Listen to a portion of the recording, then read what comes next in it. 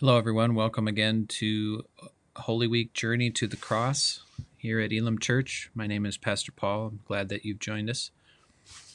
Today is Thursday morning. It is typically in a Holy Week known as Maundy Thursday.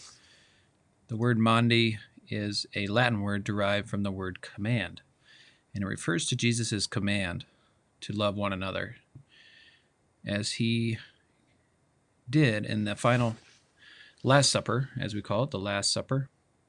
He washed the feet of his disciples, he served them, fed them, and then commanded them to love one another as he has loved them. In today's artistic reflection, we see a different picture, and it is the friends and relatives of Jesus at his feet as he is hanging on the cross. Here Jesus speaks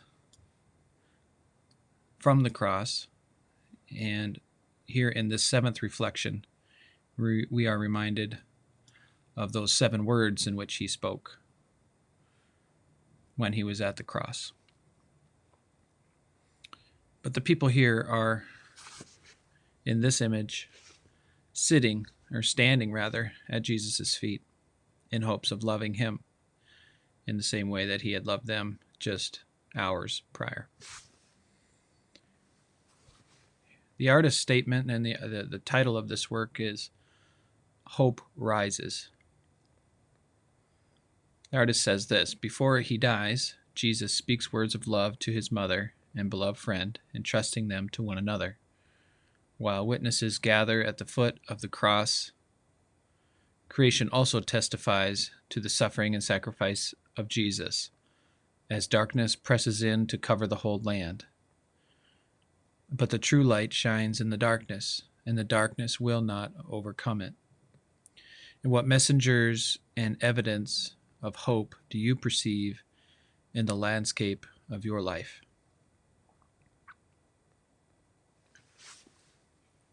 I want to read a short passage from the reflection section of Remember Me here. It is John 19, verses 25 to 27. And it describes the scene that we see in the painting. Meanwhile, standing near the cross of Jesus were his mother and his mother's sister, Mary, the wife of Clopas, and Mary Magdalene. When Jesus saw his mother and the disciple whom he loved standing beside her, he said to his mother, "Woman, here is your son." Then he said to the disciple, "Here is your mother." And from that hour, the disciple took her into his own home.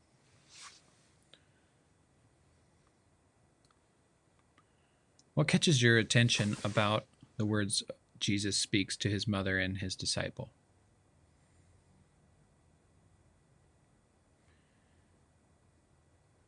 Picture yourself at the foot of the cross, looking up at Jesus. He is bruised and bleeding. His breath is labored.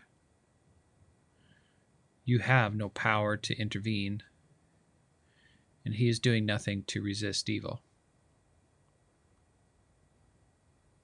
What do you want to say to him?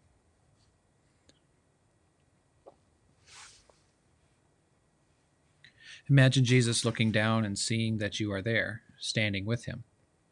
His eyes light up with love, and he opens his mouth to speak to you. How do you feel, and what do you hope Jesus will say to you?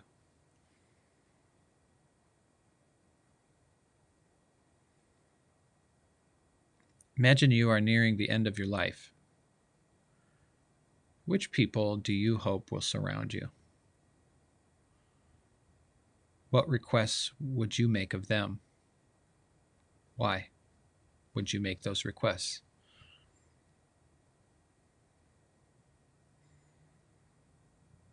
What last words would you like to speak to loved ones? What last words would you like loved ones to speak to you? What important conversations could you have with one another now?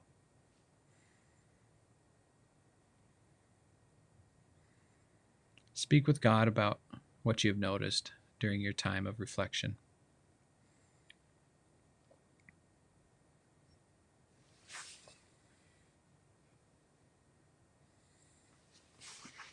Something I did notice about the painting right away was the white circle that or white shape of that encompasses everyone that is around the feet of Jesus and encompasses Jesus himself.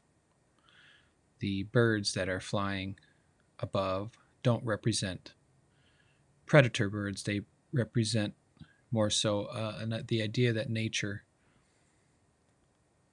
according to the artist's statement, is in coordination with the events that are going on here at the very end of Jesus's life. That the sun has aligned, that even in the darkness there is light. As the sun grows dark in the midday, there's light surrounding Jesus. There are people there at his feet. I look at the shape of the bodies of those 4 people. One is clenching her heart. The other is the other two of them tending to Jesus's feet, which surely by that time were covered in blood and deeply marred from his journey up to Golgotha. And the other, who is probably the disciple John, looking up at Jesus, listening to those last words, as Jesus said, "Here is your mother." And that beloved disciple, who we think is John, decides then and there he will take Jesus' mother Mary into his own home. This isn't an uncommon scene in today's world, in hospitals across the country, as people gather around loved ones as they die and try to care for any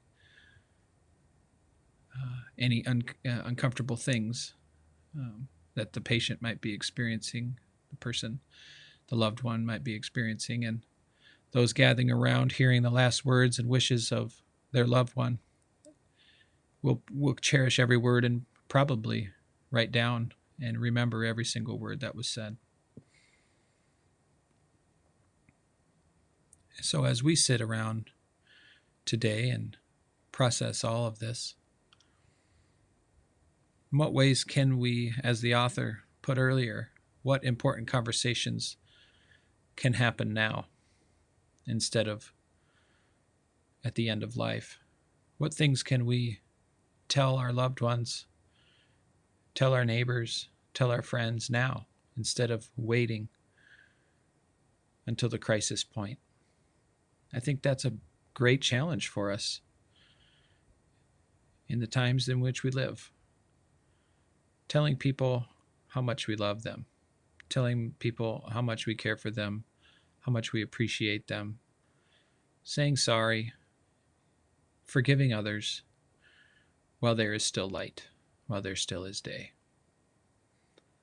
The darkness has not fully consumed Jesus at this point, but yet you can see in the painting how the darkness sits in the edges and is encroaching in on the situation at hand.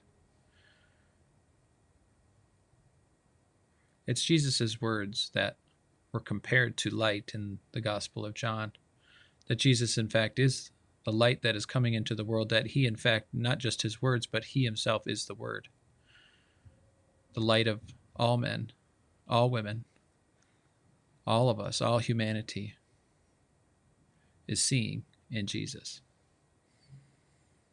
So, in this Maundy Thursday, let's fulfill the command to not only love Jesus, but to love our neighbors, our friends, our family in some special way. Speak with God today about maybe what things, what conversations, what would God have for you to do today in response to this powerful image and the words of Jesus from the cross? Happy Maundy Thursday, everyone.